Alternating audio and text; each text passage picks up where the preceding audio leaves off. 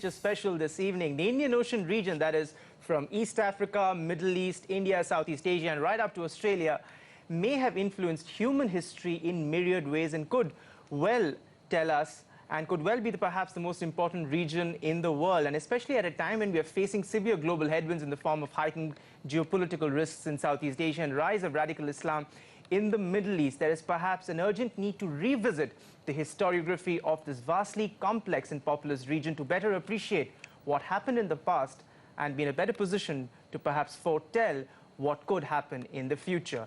And The Ocean of Churn by Sanjeev Sanyal, the book that is in front of me right here, has attempted to do just that. And with me in the studio today, I'm absolutely delighted to have Sanjeev with me. Sanjeev, firstly, many congratulations for this book. It's a wonderful book, and thank you. You've done a lot of research behind this.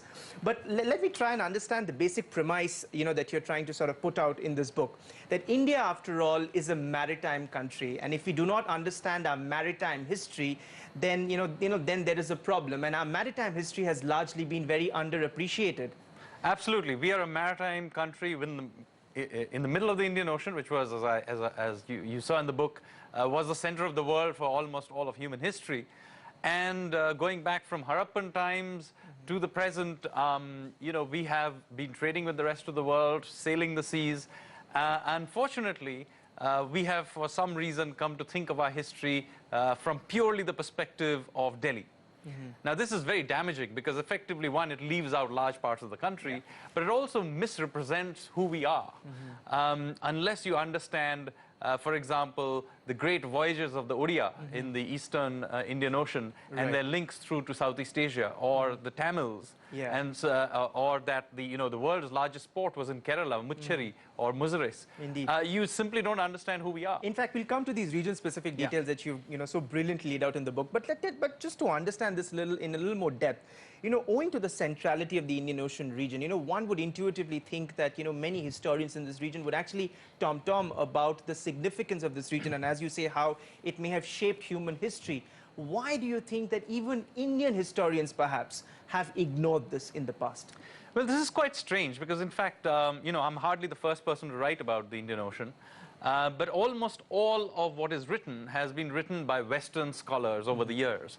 And so this has a very peculiar bias, which is essentially that the history really gets going with Vasco da Gama, and it just ends when the Europeans leave, as if before they came we were doing nothing, and after they've left we are again gone back to doing nothing.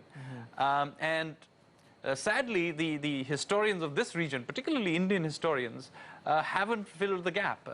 So as I was mentioning, almost all our history books are basically the history of Delhi.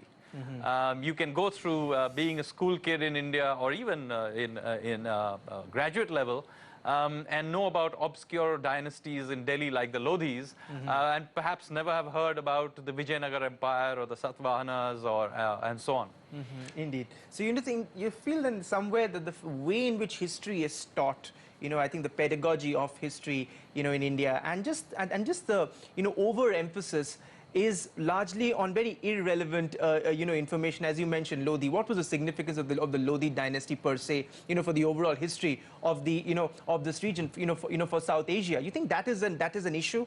I think it's really sad that we leave out such really interesting characters and regions of our history. I mean, as I just pointed out, Kerala, Odisha, Tamil Nadu, Gujarat have enormous influence not just on Indian history but on world history. I mean, there are characters like Martanda Varma of Travancore. I mean, he defeated in the early 18th century what was then the most powerful global multinational company, the Dutch East India Company. And if he hadn't defeated the Dutch East India Company, it's quite possible we would be having this conversation in Dutch.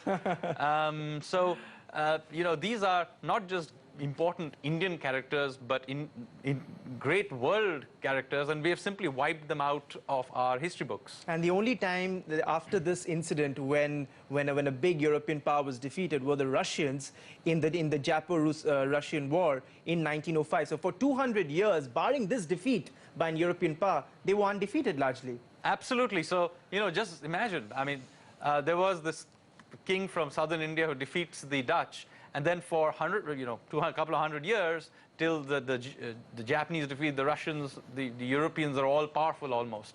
So you know, everybody reads about the Japanese victory against the Russians, but the fact that it was after a gap of that long, who was the last guy who did it was Martanda Varma of Travancore, and he's been forgotten. That's a name that one needs to keep in mind and talk a lot more about than what we do. What I like also is the manner in which you've challenged the traditional history or the historical narrative that has been fed to us over the years. Especially, I think what might also be seen a bit controversial, politically speaking as well, is this incident that you talk about in 1946 when the Royal Indian Navy had revolted, 18,000 Navy soldiers, officers, they had revolted. And that may have been the principal cause for the British to actually leave India. Absolutely. So the narrative we are told is that we politely asked the British to leave and they left.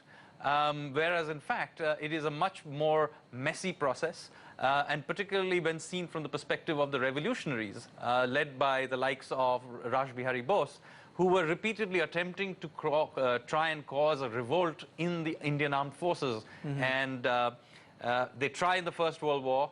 They succeed somewhat in the Second World War with the Azad Hind Fauj. And then finally, they succeeded in 1946. And as Attlee and others later said, this was the single most important event that led to Indian independence in 1947.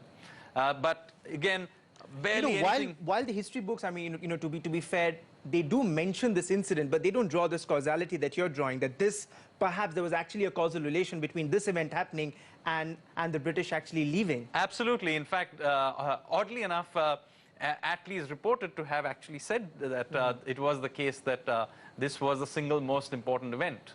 And of course, it's not a random event. It is the result of efforts to cause exactly such a revolt going back to the First World War. So if you don't understand what the Germans were doing and the Japanese were doing from the First World War onwards, you do not understand what happens in the Second World War and in the INA, which happens in Singapore, where I live, incidentally, and then, of course, ultimately leading to this revolt. Why were we fed this story then, Sanjeev? Well, it suits, politically, it suits, a certain party's narrative that they were... the Congress, because that was the only overwhelming, the main party. Yeah, exactly. So they, after coming to power, it suited them to say that, look, we gave you freedom and we were the only stream of history. I'm not saying they had no role to play. I'm just saying that there were other things that also added to this, and also suited the British, because basically what the British could now say, that they had completed a civilizing mission to India, and then at the end of it, they peacefully left, which is not quite the case. So counterfactually speaking, if that Navy revolt had not taken place, then perhaps an independence